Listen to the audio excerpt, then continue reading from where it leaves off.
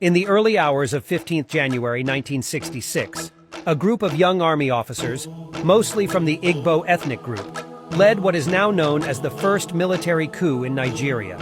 The coup was aimed at overthrowing the civilian government headed by Prime Minister Sir Abubakar Tafawa Balewa, whom the plotters accused of corruption, nepotism, and incompetence.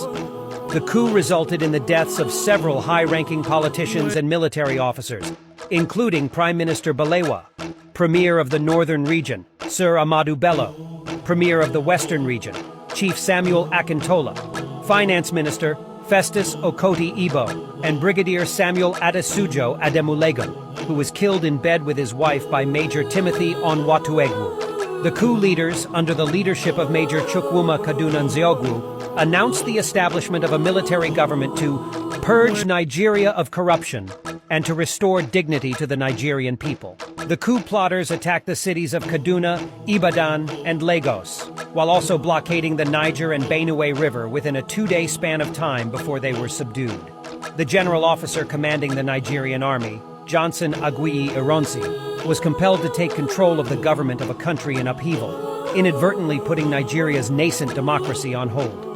Aguiyi Ironsi's ascendancy to power was, however, deemed a conspiracy by the coup plotters, who were mainly Igbo officers, to pave the way for him to be head of state of Nigeria.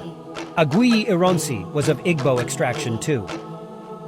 Consequently, the retaliatory events by northern members of the Nigerian army that led to deaths of many innocent Igbo soldiers and civilians, which eventually led to the Nigerian Civil War.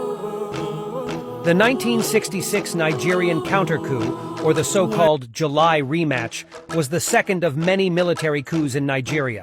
It was masterminded by Lieutenant Colonel Murtala Muhammad and many northern military officers, including Major Theophilus Danjuma, Captain Joseph Garba, Captain Ibrahim Taiwo, Lieutenant Muhammadu Buhari, Lieutenant Ibrahim Babangida, Lieutenant Ibrahim Bako, Lieutenant Maman Vatsa, Lieutenant Buka Suka Dimka, Second Lieutenant Sani Abacha, Second Lieutenant Muhammadu Gado Nasco, and Corporal John Shagaya. The coup began as a mutiny at roughly midnight on 28 July 1966 and was a reaction to the killings of northern politicians and officers by soldiers of mostly Igbo extraction on 15 January 1966. The July counter-coup resulted in the murder of Nigeria's first military head of state, General Johnson Aguiyi Ironsi, and Lieutenant Colonel Adekunle Fajuyi, the military governor of western Nigeria, who was hosting a visiting Aguiyi Ironsi in Ibadan. At 4 a.m. on July 29, 1966, soldiers led by Theophilus Danjuma and Joseph Garba drove into Government House, Agodi, Ibadan. Their mission was to kidnap and kill Ironsi. The gentleman officer in Adekunle Fajuyi, however, took over. He refused to allow his commanding officer to be killed under his roof. He felt it would give rise to Yoruba, Igbo suspicion and everlasting hatred, woven into a conspiratory theory.